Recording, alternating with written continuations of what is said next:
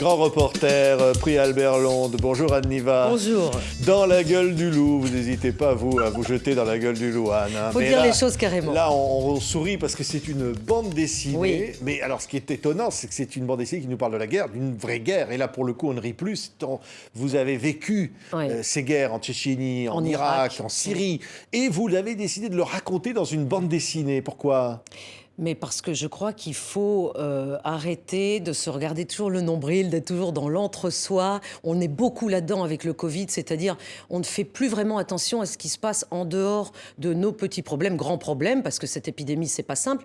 Mais le monde ne s'arrête pas de tourner. Et vous le savez ici à TV5 Monde. Oui, donc ça veut dire, vous dites, au fond, on regarde trop le Covid, on ne voit pas que la guerre continue. Voilà, exactement. C'est-à-dire que moi, j'ai couvert plusieurs guerres. Aucune des guerres que j'ai couvertes n'est terminée aujourd'hui, véritablement terminée, c'est-à-dire dans une société apaisée. Ni l'Afghanistan, ni l'Irak, ni la Syrie, ni la Tchétchénie. Cette BD, pourquoi je l'ai faite ? Mais j'ai mis un temps fou à la faire. Oui. J'ai mis 8 ans parce que je faisais d'autres choses. Et puis, mais surtout, j'ai eu cette idée de la faire il y a 8 ans. J'osais pas trop parce que... Mais j'ai inventé un personnage, Nina, jeune journaliste. Un peu, on va dire, C'est l'histoire de Nina qui va dans la guerre en Tchétchénie et en Irak, et elle rencontre un combattant en Tchétchénie, c'est Mahmoud, et un autre combattant en Irak. Et ensuite, ils se rencontrent tous les trois en France, donc dans une société apaisée, dans un café. Et là, ils digressent. Et c'est quasiment une réflexion philosophique sur existe-t-il des guerres justes ? Parce qu'on peut se poser la question. Oui. Existe-t-il des guerres justes ? Vous posez la question parce qu'au fond... Je la pose à mes lecteurs. Vous êtes reporter de guerre, vous avez...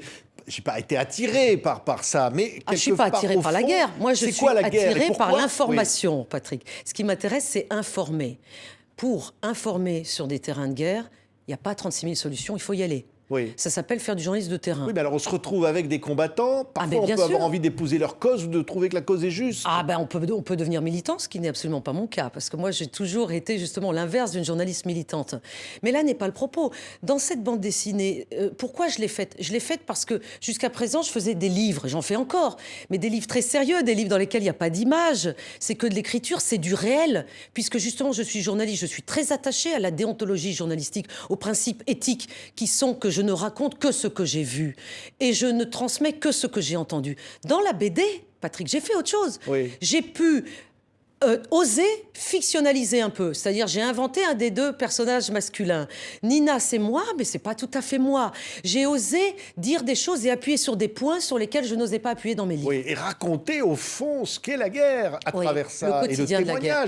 Mais vous savez, il faut toujours répéter ce qu'est la guerre. On a vu d'ailleurs, on voit des dessins absolument formidables dans ce bouquin. Qui montrent, le dessin m'a aidé. C'est beau en même temps, parce que les dessins sont formidables, mais si derrière, vous voulez, c'est les une dessins réalité tragique. sont beaux. Pardon de vous couper, mais c'est surtout les couleurs qui sont belles. Parce que dans la guerre, il y a des couleurs. Voilà, on le voit sur la couverture, une couleur orangée, qui est celle, évidemment, du feu, qui est celle de l'incendie. C'est Fallujah, en Irak. Ça, c'est Fallujah en Irak. Voilà. Mais effectivement, moi, j'ai vu quand il y a des bombes qui tombent du ciel, ça fait beaucoup de lumière, ça fait des incendies, ça provoque, quand ça arrive à terre, des morts, des choses catastrophiques. Mais bien sûr, ça, il faut le voir pour le croire. C'est celui qui est sur place, c'est-à-dire ceux qui subissent la guerre, et puis les reporters de guerre qui y vont. Mais nous n'avons qu'un seul but, les reporters de guerre, c'est de partager ce que nous avons vécu sur place. Vous allez, c'est le titre de cette BD, dans la gueule du loup. Oui, le piège. Oui, on vous dit au fond, pourquoi vous allez dans la gueule du loup, Anne ? Mais le piège, mais moi j'y vais pour informer, pour faire mon métier. Vous le faites ici, moi je le fais sur le terrain. Oui, parce que vous dites au fond, la guerre, on ne veut pas en entendre parler. Vous le dites ça, les gens, c'est dur. C'est de plus en plus dur dans la société d'aujourd'hui de parler de sujets qui fâchent. Et moi, j'adore mettre les pieds dans le plat. J'adore justement parler des sujets dont personne n'a envie de parler. L'islam, le fait qu'on ne se sent pas forcément à sa place dans la société française et qu'on aurait envie de faire autre chose, le fait qu'on n'est pas forcément bien accueilli, et donc c'est pour ça que j'ai fait cette BD. Donc il y a Nina, la jeune journaliste, qui, elle, reste à sa place et fait son rôle d'intermédiaire. C'est une ode au journalisme, cette bande dessinée. Parce que le journaliste, à mon sens, mais j'en connais plein qui sont d'accord avec moi, doit rester à sa place. C'est-à-dire, il est un intermédiaire. Il va chercher l'info, elle ne tombe pas du ciel. Il faut aller la chercher et il la transmet. Parce qu'à quoi ça sert si Nina ou moi, je vais sur les terrains de guerre et si je raconte rien, ça sert à rien. Mais ça veut dire déjà que ça sert pas à grand-chose d'y aller. Parce que justement, on est encore quelques années plus tard et tout le monde se dit « Ah, c'est vraiment ça la guerre ?» Oui, c'est ça la guerre. Et tous ceux qui sont exilés de la guerre et qui arrivent et les réfugiés, ils le savent ce que c'est que la guerre. Nous, on a cette chance. Nous, notre dernière expérience de la guerre, c'est la Seconde Guerre mondiale. Depuis, on est en paix. Alors bien sûr, on combat un virus, certes, ça c'est nos hommes politiques qui le disent. Mais enfin, c'est incomparable. C'est pas la guerre.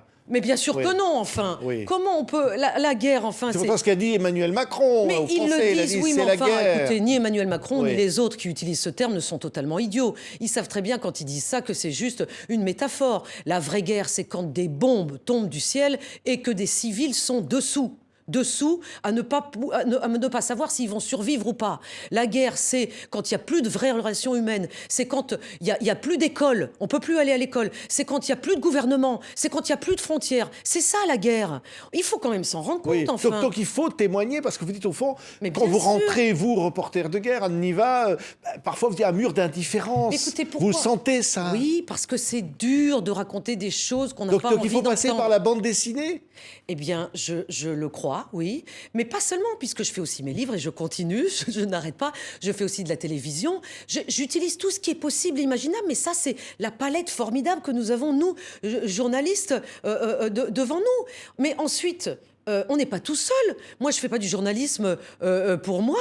Je fais du journalisme pour le public. Donc, le public, il faut qu'il ait envie d'écouter tout ça, de se poser des questions sur les guerres. Donc il se pose notamment une question, pardon, Anne, c'est de dire, alors, est-ce qu'il y a des guerres justes? Parce que vous avez posé cette question. Mais bien sûr, mais et au fond, dans ce livre, on peut chercher, on peut essayer d'y réfléchir. Mais les combattants, Mahmoud d'un côté, qui lui a fui une guerre, la guerre de son pays, qui est la guerre en Tchétchénie, et l'autre, Abdel, qui est un Français, que je fais habiter dans cette BD dans le quartier nord de Nice, à l'Ariane, qui lui, parce que, il l'explique dans la BD, il a mille et une raisons de ne pas se sentir bien dans son quartier. Il a du mal à passer à travers la paroi de verre qui fait qu'il n'arrive pas à être lui-même. Donc il a envie d'aller faire le djihad. Il y va en Irak. Mais arrivé en Irak, il se rend compte qu'il s'est fait avoir. Il se rend compte que la guerre, c'est pas ce qu'on lui avait montré sur les vidéos pour l'attirer là-bas. Et il revient à temps. Et là, je suis en plein dans l'actualité, Patrick. Pourquoi? Parce qu'aujourd'hui, nous sommes soumis et nous sommes face à un problème extrêmement compliqué que nos politiques vont essayer de résoudre, qui est le retour des enfants des djihadistes et des djihadistes eux-mêmes. Nous avons plusieurs centaines de ressortissants français qui sont encore aujourd'hui dans des camps en Syrie et dont personne ne sait quoi faire. Donc voilà, ça c'est des questions importantes. Donc, on les met sous le tapis. Vous qui allez sur place, par exemple sur une question comme ça... Non, enfin, je ne suis pas la seule, il y a eu des vous alertez et vous dites au fond, on doit agir. Parce que même si c'est loin, s'il n'y a pas d'image, il n'y a rien. Moi, en tant que journaliste, je ne peux pas agir. Je peux transmettre l'information et faire en sorte que le public en prennent conscience, s'en rendent compte. Mais c'est ça le plus beau métier, ce que j'aime le plus dans ce métier, c'est d'être cet intermédiaire, ce pont qui permet qu'on puisse se rendre compte d'une situation complexe et se poser des questions et se dire « Ah tiens, mais je ne savais pas que c'était vraiment comme ça. Eh bien, si c'est comme ça, j'espère que les politiques vont faire quelque chose. » Et ensuite, ça devient un débat public. Ça devrait devenir un débat public. Mais là, je parle de la guerre, mais ça pourrait être sur des tas de sujets. Ce qui m'importe aussi, c'est la condition de la femme. Ce qui m'importe, c'est l'égalité de homme-femme. Ce qui m'importe, c'est la pauvreté. J'ai des tas de sujets qui m'importent énormément. Et le choc des cultures, des religions, absolument. Le dialogue. Parce le respect entre les religions. Il y a beaucoup de dialogue aussi. Il y a pas... La guerre, c'est ça aussi. C'est un choc. Mais la guerre, c'est la vie. Moi, ce que je raconte dans cette BD... Vous dites la guerre, c'est la vie. Tout le monde ne meurt pas à la guerre. Je vous reprends là-dessus. La guerre, c'est la vie. Parce que moi, j'ai vu des jeunes femmes... enfantée, c'est-à-dire devant moi, pas à l'hôpital, parce qu'il n'y avait rien, il n'y avait pas de sage-femme, c'était sous mes yeux. Elle donnait naissance à des enfants.